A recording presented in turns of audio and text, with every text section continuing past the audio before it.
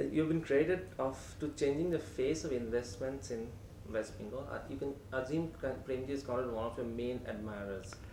Now, the thing is that what is your government's policy towards regarding investments and disinvestments, especially regarding to non-profit making companies? What you just told me about the changes that are taking place, changes are taking place and changing. Uh, it is not only my credit. I am working with a team of ministers. My first objective was to remove some bad image of our state and to prove whether we are really investment friendly government. It took some time to convince the investors from in the country and abroad to that we are really investment friendly government. Now things are happening. Investment is coming. Foreigners also coming. Japanese are coming. Americans are coming. But still, I feel that we have to work hard to remove all these apprehensions that was there. And as we committed certain mistakes in the early 60s and 70s, therefore, we were suffering for all these years. Now things are changing for the better. In this investments and disinvestments, if I may digress a bit, are you looking for private participation in government industries? I'm coming to that point. First, you told me about direct FDI. So far, our state is concerned, we want foreign investment for new technology to create more job opportunities. That I am trying. And about this investment, you just mentioned that what about the loss-making companies? So, you see, the debate is going on in the country, in the center, in this state, that what we are trying to tell, what is our actual position is that we are telling central government that you should not disturb these Navaratnas, which are backbone of our economy, which are profit-making companies. You should not disinvest in these companies. But in our state, it's a different story. We had 56 undertakings. Almost all of them were loss-making. Then we thought we must restructure these companies. Otherwise, this cannot continue for years together. And therefore, we have started restructuring. We have already done it in case of 26 companies. And in the second phase, we will restructure 29 companies. I'm trying to make them viable. And if some factories, which we are studying all the details, the company's problems. And if we come to the conclusion that it is no future, then we have to close it. But our basic objective is to restructure and to revamp the industry so that they can earn profit. While wooing foreign investors, and China, I suppose, coming in a big way. Japan is also already coming to Bengal, and a lot of other countries also coming. The Chinese collaboration is a huge collaboration. Now, China have mopped up a huge $50 million yes, recently. What about West Bengal? Perhaps you know, almost 1 year back, Prime Minister initiated this concept that look east. The idea is not to, we cannot afford to neglect West, but it is high time that we should increase our business with East, like Japan, China, and with Southeast Asian countries. And so far Japan is concerned, I am happy. They are coming. Their FDI in India is highest in West Bengal. Now the Chinese are also, they have come in our power sector. They are constructing our Sagardighi green project, power sector, Sagardighi. And I am in touch with the Chinese government and Chinese other authorities, and correspondence is going on. I believe that China is coming to India, and if they come to India, then certainly they will come to West Bengal. In fact, my colleague Prakash Karat is going to China on 11th of this month. He will be staying there for 1 week. And I have given him all the correspondence I had met with the Chinese party. And I hope something will emerge. How much of investment? And the Southeast Asian countries, particularly Singapore, they are already here. 3 big companies are here. Indonesians are coming. Indonesia is coming in the satellite township construction and 2-wheelers that will be finalized within this month, July. Singapore, Indonesia, and also Malaysia, they are taking interest. And we are responding. How much of foreign investments is there currently in West Bengal, and in future, how much of investments, foreign investment are you looking at? Figures, I just cannot tell you the figures totally. I can tell you these projects. Mainly, one big project has come, it is a Russian investment. They will be manufacturing huge trucks, military. They will be supplied to our army. They have started work in Haldia, and this next July, this Beni Santosa group, they will start work for manufacturing of 2-wheelers, bicycles, and also the Howrah West township. Russians are coming. Then this, I told you, Indonesians are coming. Singapore has come. Singapore has taken 3 companies have come in Nazarhat project. One company is constructing an IT sector, IT building rather, and 2 companies are in real estate. They have come. And I'm expecting this more investment will come from Singapore in the near future. Well, your party terms Manmohanics. This is, we call it the Manmohan Singh economics. If you go back there to that when Manmohan Singh was the Prime Minister, Finance Minister later. So is this that these terms are anti-people and pro-reach? These are the exact words of Mr. Prakash Karat, Mr. Sitaram Yechury earlier. But when it comes to state, you are viewing private foreign investors. Yes. So do you think that, what is the difference between Manmohanics and your... I think there is no such dichotomy. You should not misunderstand my colleagues also. World is changing. We are changing. They are also changing.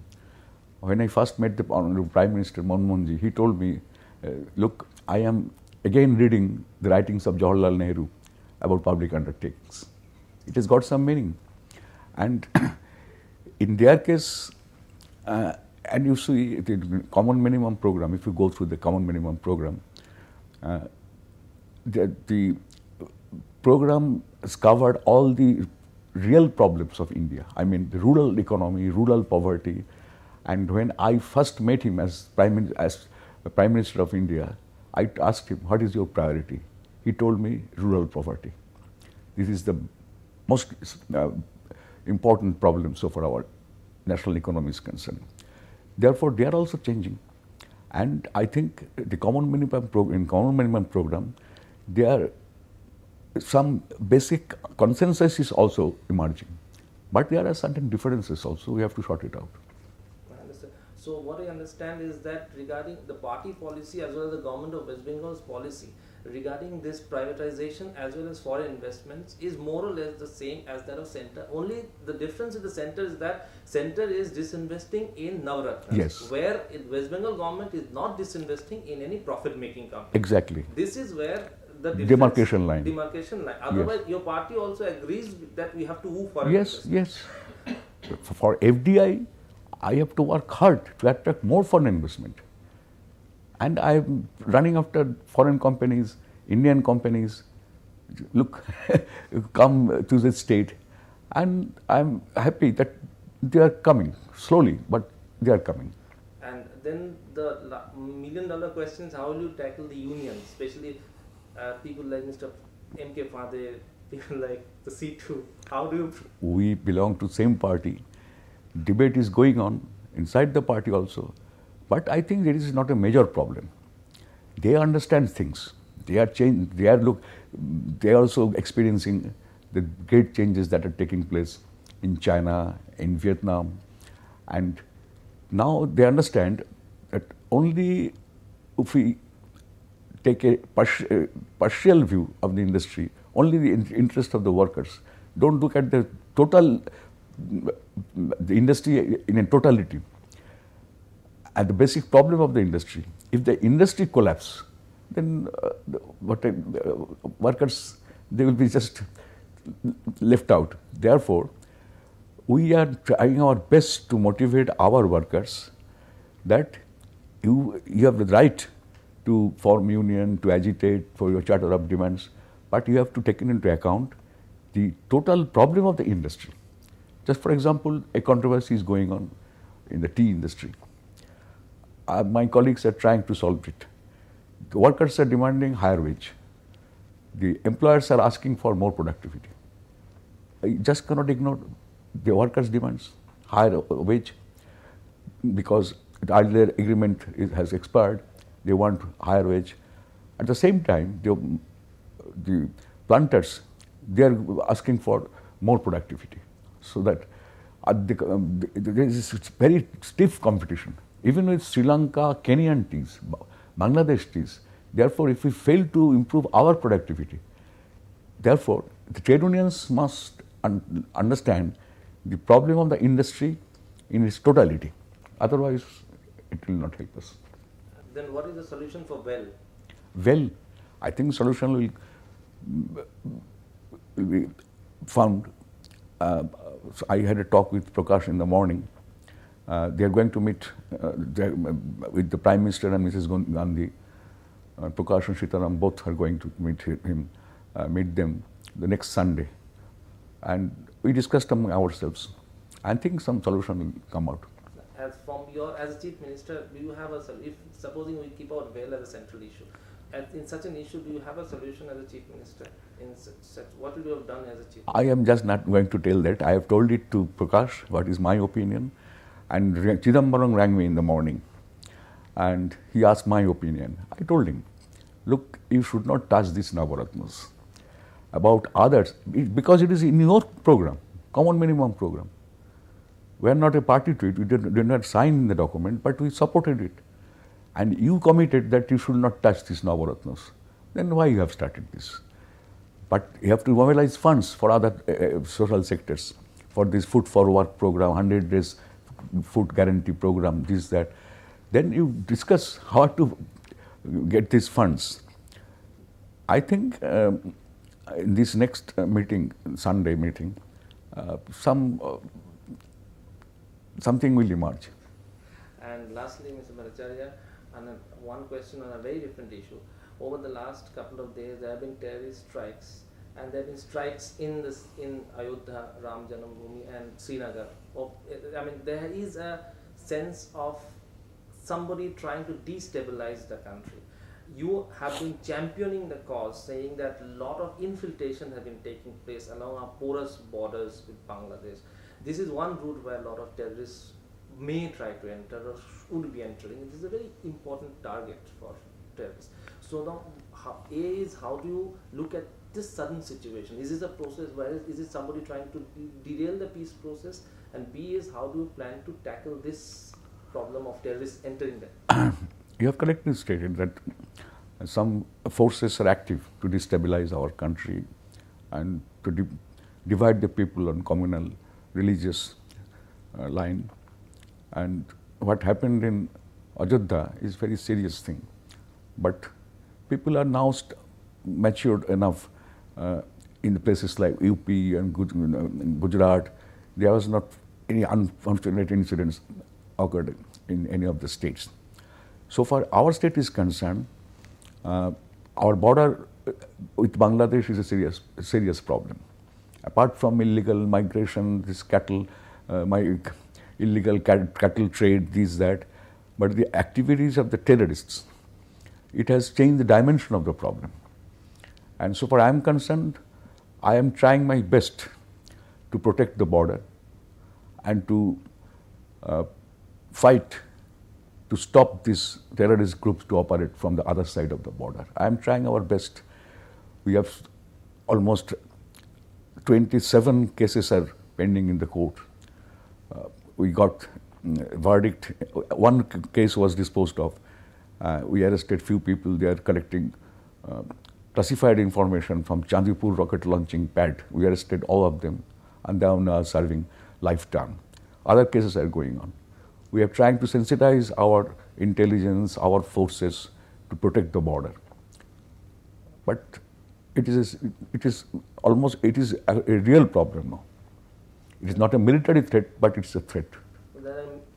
There are militant camps across the border in the Bangladesh side. Islamic fundamentalism is on rise. Both the two groups are operating from this. Islamic fundamentalist group, they are trying to operate from other side, and also these terrorist groups like Alpha and KLO, they are also taking shelter inside Bangladesh. That is another problem. I have taken up this issue with the central ministers, home ministers. Even I had a talk with Pranab Babu, and this is a real problem. Thank you very much for talking to us. Thank you.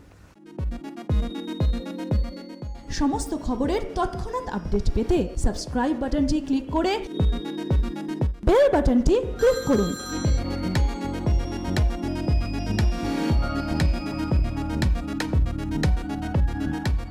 আরও খবরের update পেতে subscribe করুন আমাদের YouTube চ্যানেলটি আর bell আইকনে click করুন notifications পেতে।